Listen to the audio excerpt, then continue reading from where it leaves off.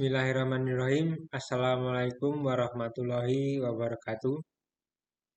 Perkenalkan, nama saya Zainul Arifin dari kelas 2D Pendidikan Vokasional Teknik Mesin Fakultas Sains dan Teknologi Universitas IFET Semarang. Pada kesempatan kali ini saya akan mempresentasikan materi tentang teknologi katup mesin oto 4 tak.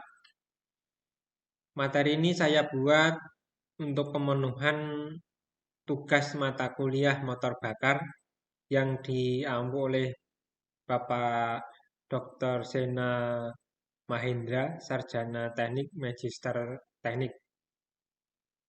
Pada kesempatan kali ini saya akan membahas teknologi katup yang digunakan pada sepeda motor, khususnya motor Yamaha, yaitu Variable Valve Actuation atau biasa disingkat dengan VVA.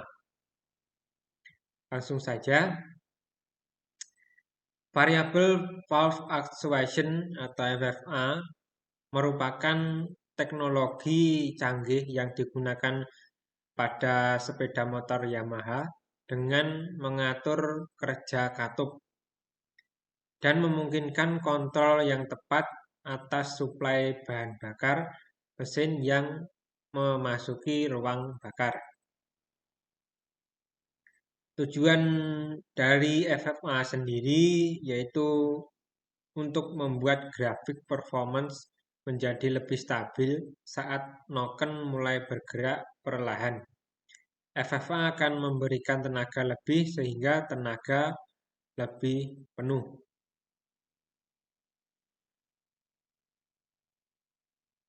Nah, di sini bisa kita lihat komponen dari VVA sendiri. Sini ada ya namanya solenoid atau sensor yang nantinya akan menekan ini spin spring compress ini agar masuk dan menghubungkan rocker arm atau biasa disebut dengan pelatuk, bahasa bengkelnya Templar ya, di rocker arm low RPM dan rocker arm high RPM. Di sini ada rocker armnya dan ini noken. Noken ini untuk nokennya yang memiliki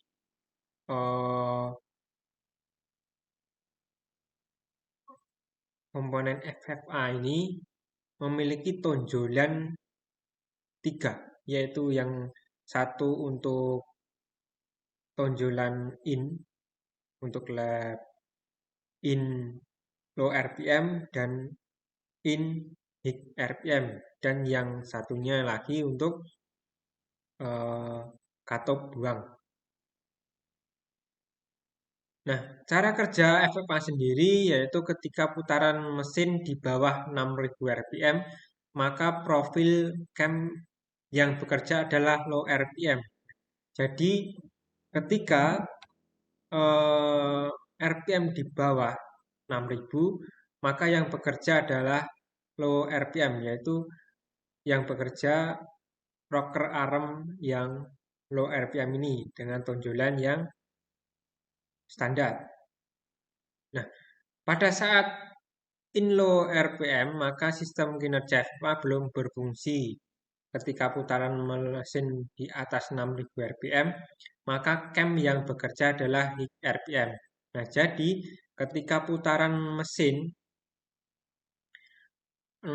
melebihi 6000 RPM, nah 6000 RPM ke atas, maka solenoid ini akan bekerja mendorong pin spring compress ini agar masuk dan menghubungkan rocker arm low RPM dan high RPM. Jadi ini nanti akan masuk dan menghubungkan kedua rocker arm. Dan yang bekerja adalah rocker arm high RPM. Yang low RPM ini nanti akan menggantung, tidak akan bersentuhan dengan eh, noken. Yang bersentuhan dengan noken adalah yang high RPM ketika FFA berfungsi. Nah, ini merupakan gambar secara nyata ya ini di engine cutting. Ini ada komponen FFA. Di sini ada solenoid atau sensornya tadi untuk penekan pin dan spring kompresnya yang berada di dalam sini. Nah, di sini ada namanya rocker arm yang low RPM. Jadi ketika RPM rendah sampai 6000, yang bekerja adalah rocker arm low RPM ini. Nah, dan di sampingnya ini adalah high RPM. Ketika nanti 6000 RPM ke atas, ini ada sebuah pin. Ini nanti akan terdorong oleh solenoid dan masuk dan menghubungkan rocker arm low RPM dan high RPM. Nah, di sini, nah ini gambar camshaft-nya atau nokennya. Ini memiliki 3 tonjolan ya, yang ini ada low speed atau untuk menekan low RPM, rocker arm low RPM, dan di sampingnya adalah high speed, nanti untuk menekan rocker arm yang high RPM. Ketika FFA aktif maka menggunakan yang tonjolan yang speed. Dan di sini ada tonjolan exhaust. Nah, ini jadi satu tonjolan ini untuk buang, kelap buang ya. Ini juga ada bearing. Jadi camshaft untuk motor yang memiliki FFA itu tonjolannya 3. Selanjutnya di sini merupakan cara kerja low RPM 6000 RPM ke bawah. Ketika kondisi in low RPM yang bekerja, pin dan spring kompres belum mengunci di high RPM. Jadi ketika low RPM, ini yang bekerja adalah rocker arm low RPM. Ketika CPS atau crankcase position sensor yang terletak di magnet sebelah kanan mesin membaca putaran mesin sampai 6000 RPM, maka CPS atau crankcase position sensor akan memberikan sinyal ke ECU atau engine control unit memberitahukan bahwa motor sedang berputar sebesar 6000 RPM. ECU menerima sensor dari CPS yang kemudian ECU memerintahkan solenoid bekerja. Setelah ECU mendapat sinyal dari CPS bahwa motor berputar 6000 RPM, kemudian ECU memerintahkan solenoid untuk bergerak. ECU memerintahkan sinyal ke solenoid berupa tegangan listrik. Solenoid berisi kumparan dan magnet sehingga ketika kumparan dan magnet dialiri listrik, maka akan timbul gerakan maju solenoid ini akan mendorong pin spring compression untuk menggerakkan in high RPM. Ya, jadi ketika CPS membaca putaran mesin sampai 6000 RPM, maka CPS akan mengirimkan sinyal ke ECU dan ECU akan memerintahkan solenoid di sini ya. Solenoid ini untuk bekerja mendorong pin agar menghubungkan antara rocker arm low RPM dan high RPM. Jadi ketika 6000 RPM bawah sampai 6000 yang bekerja adalah intake rocker arm yang low RPM dengan tonjolan yang low RPM juga. Selanjutnya high RPM yaitu kisaran 6000 RPM ke atas. Ketika solenoid bekerja, pin dan spring compression akan menonjok pin pengunci dan menghubungkan in-high RPM dengan in-low RPM. Ketika in-high RPM bekerja, maka in-low RPM akan menggantung dikarenakan profil camshaft in-low RPM lebih rendah dari in-high RPM. Ketika in-high RPM bekerja, maka kedua klep intake akan membuka lebih awal dan akan menutup lebih akhir. Jadi durasi klep membuka lebih besar. Kalau durasi lebih besar, artinya bahan bakar akan lebih banyak masuk dan inilah yang membuat power Yamaha menggunakan teknologi FFA ini sangat bertenaga di putaran atas. Nah, jadi ketika eh, solenoid ini bekerja akan mendorong pin dan menghubungkan eh, intake rocker arm low RPM dan high RPM. Jadi ketika 6000 ke atas, maka kedua rocker arm ini akan terhubung. Nah, rocker arm ini akan menggunakan tonjolan yang high RPM dikarenakan tonjolan yang low RPM itu lebih pendek. Jadi yang rocker arm low RPM akan menggantung dan yang akan bekerja adalah rocker arm yang high RPM dan tonjolan yang high RPM. Ini akan mengakibatkan pembukaan klep itu lebih awal dan penutupan klep lebih akhir sehingga putaran tenaga motor atau power Yamaha yang menggunakan teknologi FPA ini sangat bertenaga di putaran atas.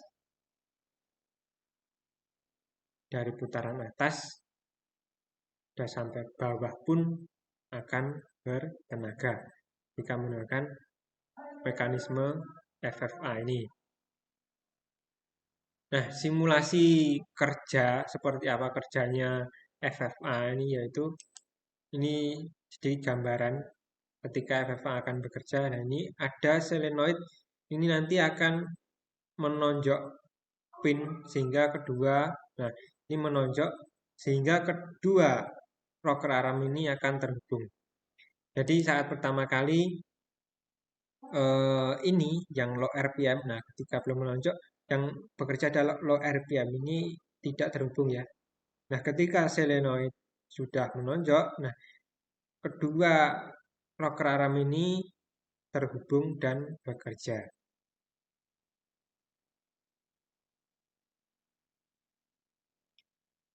Nah ini sistem valve system, dan ini terdapat pengujian FFA atau variable valve actuation, jadi pengujian torsi dan power maksimum pada motor all new Yamaha R15.